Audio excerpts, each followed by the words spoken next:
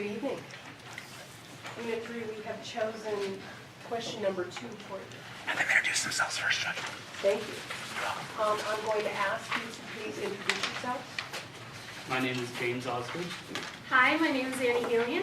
I'm Max Demers. And I'm Delaney Rowe. Our unit coach is Mr. Oakes, and our classroom teacher is Mr. Clark. Thank you. Unit 3. How has the Constitution been changed to further the ideals contained in the Declaration of Independence? How and why has suffrage been expanded in the United States? Why has the expansion of suffrage been controversial? How have advocates of the expanded suffrage used their rights under the First Amendment to achieve their goals? You may begin.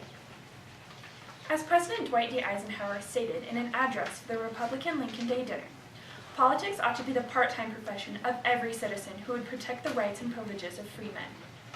If politics ought to be the part-time profession of every citizen, then why did only 48% of eligible citizens vote in Nevada's November elections? For much of the nation's history, voting rights were denied to sections of the population on the basis that voting is a political right left under the power of the states, and it is up to their discretion what parts of the population voting rights should be expanded to. During Andrew Jackson's presidency, suffrage was expanded to nearly all white males, but it was not until the 15th Amendment in 1870 that all males, regardless of race, color, or previous condition of servitude, were given the right to vote. State legislatures use their constitutional power, outlined in Article 1, Section 4, of determining the time, place, and manner of elections to pass laws ensuring disenfranchisement of the freed slaves. Many states created literacy tests and poll taxes to inexplicitly discriminate against African American voters and other undesirable voters.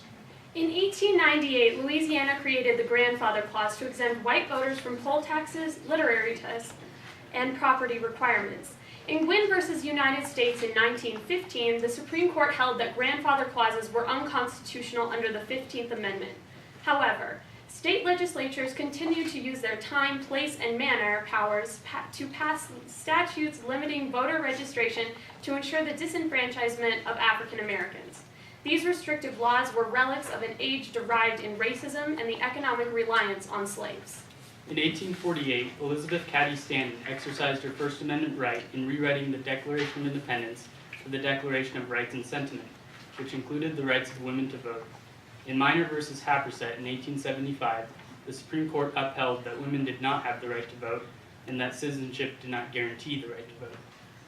Novelist and sociologist Charlotte Perkins Gilman stated about the conditions of women pre-19th Amendment. Women had no voice in the management of the country, no control over her property, no control of her own children, no control even of her own person. If that is not a condition of slavery, it bears a close resemblance to it. Women were subjugated from the moment all men were created equal was written. Equality in any form is controversial, and therefore so was the 19th Amendment, which granted women's suffrage contrary to the Minor v. Happersett decision. Other oppressed groups have fought for their suffrage using constitutional support with their First Amendment rights to freedom of speech, expression, and peaceful assembly. In 1965, African Americans in Selma, Alabama, marched to protest their denial to vote. 5 months later, the Voting Rights Act of 1965 was created to prohibit literacy tests and race-based gerrymandering, further limiting the state's rights to time, place, and manner of elections. During the Vietnam War, the draft was instituted in 1963 to all young male citizens, even those that could not vote due to age.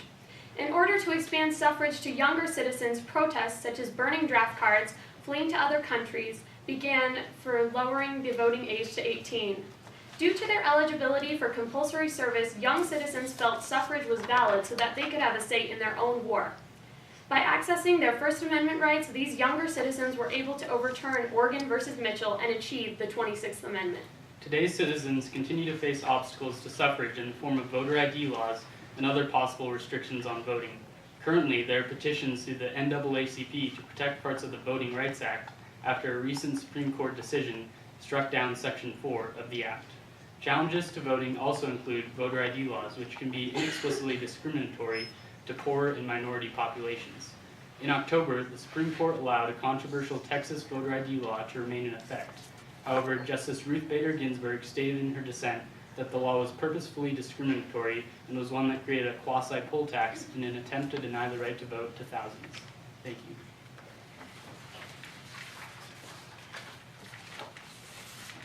Okay. What was the importance and the purpose of the Voting Rights Act of 1965?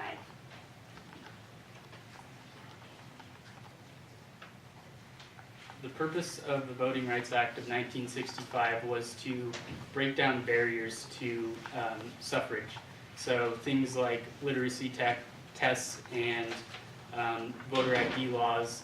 And it also, Section 4, which is now was struck down in Shelby County v. Holder, mandated that the federal government oversees any type of legislation regarding voting in states that have history of discrimination. The importance of the Voting Rights Act is founded in the natural rights philosophy outlined in our Declaration of Independence that people should have a say in their own government.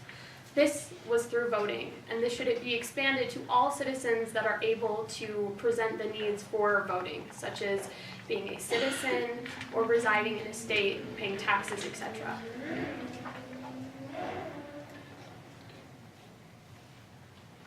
Delaney, your testimony noted that we had some low voter turnout here in the state of Nevada.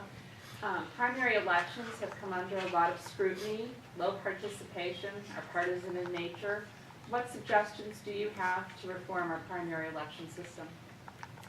By expanding our suffrage to other groups such as college students who go to college out of state, they cannot vote, but if we expanded it to them, it would bring in more voters, especially in the younger generation who has a particularly hard time with the amount of people that show up to vote.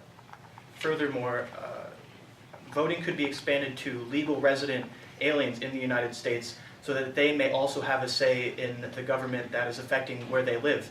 For example, in Maryland Code, cities in Maryland are allowed to decide whether or not local aliens are permissible to vote in their local elections.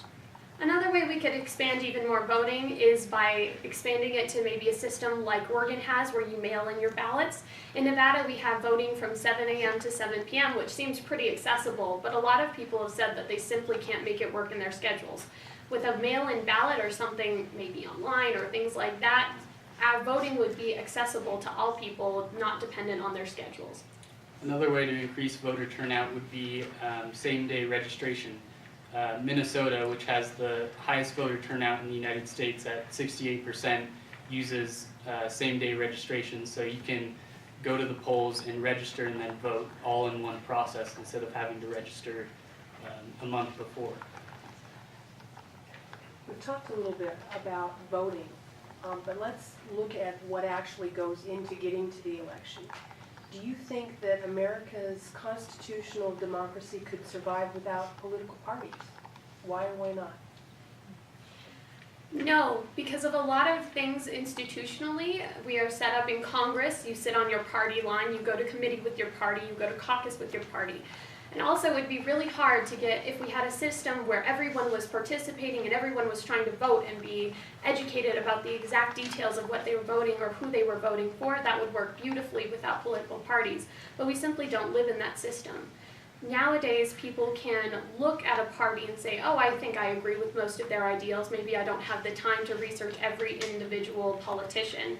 I can vote on that party line because that aligns with what I usually vote for. I disagree with Annie in that I believe that with today's level of technology and the ease that people can stay informed with political issues, it would be possible for parties to be eliminated from our system, which would also allow for certain partisanship issues to be eliminated, making a better process in our government. Do you think the use of initiatives and referenda would increase the voter participation? Initiatives and referendums would definitely increase voter participation because when voters feel more personally involved and they form their own ideas and bring something to the attention of the government, they are more likely to attend the election and vote for something that they feel more strongly about. I agree with Delaney. However, in Nevada, we had 3 initiatives, one including the education initiative, which I personally worked a lot on. a lot of the people that were introducing these initiatives were the same people that introduced all of them. It wasn't your average citizen that was deciding to put this forth. It really, in some ways, it offers this idea for people to become passionate about an object or a topic and really try to see that way through, but it simply doesn't happen. For example, in California, they had over 50 initiatives. It's simply impossible to be an educated citizen, hold down a job, have a current day-to-day lifestyle, and still read all of those initiatives. I'd like to disagree. I think initiatives and referendums can sometimes be counterproductive. For example, 10 years ago there was an initiative to build the train tunnel downtown, and the people actually voted no. But obviously it was in the best interest of the city of Reno to build the train tunnel. The problem was people down south in Las Vegas didn't want to spend that money because it wasn't going to affect them. Why is it that third parties have never really caught on in America's political culture? Do you see that as changing in the near future? Our party system is often seen as this polarized right and left, but really there are these intermediate little groups in between. We can really see the growing of these small political parties with Eric Holder's loss in the recent election. He was the majority leader in this House, yet he still lost his election in Virginia. That simply, it expresses so much about how parties are gaining this speed with technology and things where people can get involved. Also, for example, there is Senator Bernie Sanders in the Senate, who is his own independent, social, Democratic Green Party. It's some very, very mixed up long name, but he's decided that that works for him, and it's really worked for the citizens of Vermont in voting for him. The problem with third parties is they're sometimes drowned out by the two other main parties because those two parties are getting huge amounts of funding. They're getting media outlets and corporations putting money into their campaigns and really advertising them, so it's hard for these third parties to gain ground and appeal to voters. I agree with James, and other politicians find it easier to simply align with a party for the same type of recognition they would receive for having one of the two parties in this case, and they would not have the same type of representation from an independent party or a third party. I ask this question of fifth graders when I judge these type of presentations. Do you think that the voting age should be lowered? I personally do not think the voting age should be lower than 18, and I have not yet personally turned 18, but it should stop at 18 because before you turn 18 you have to pass through at least some part of the government class because you turn 18 your senior year, and that gets you more involved in politics and understanding of how it all works. When you were younger you care less about the news and staying up on current events, so younger participation would not be beneficial participation. Also, the age of 18 comes with other legal additions, such as being an adult or having to join the draft, etc. And I think that with those other additions to one's life when they turn 18, being able to vote at that age is appropriate.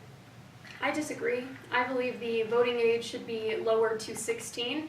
If you are able to operate a large, massive automobile at 16, you should be able to vote and have a say in your government.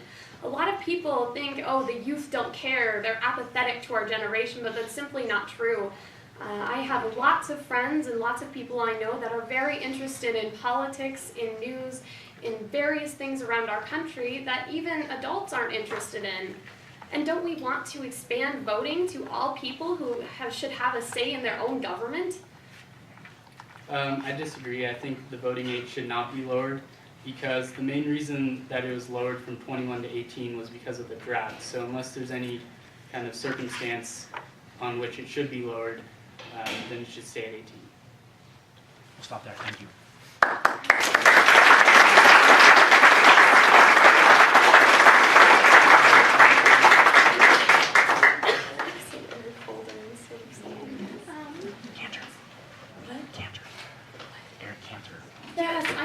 Eric something. I thought that was very, very well done. I did think that you might want to think, I know your testimony is a little long, but I think you might want to slow down a little bit while you're talking and breathe a little.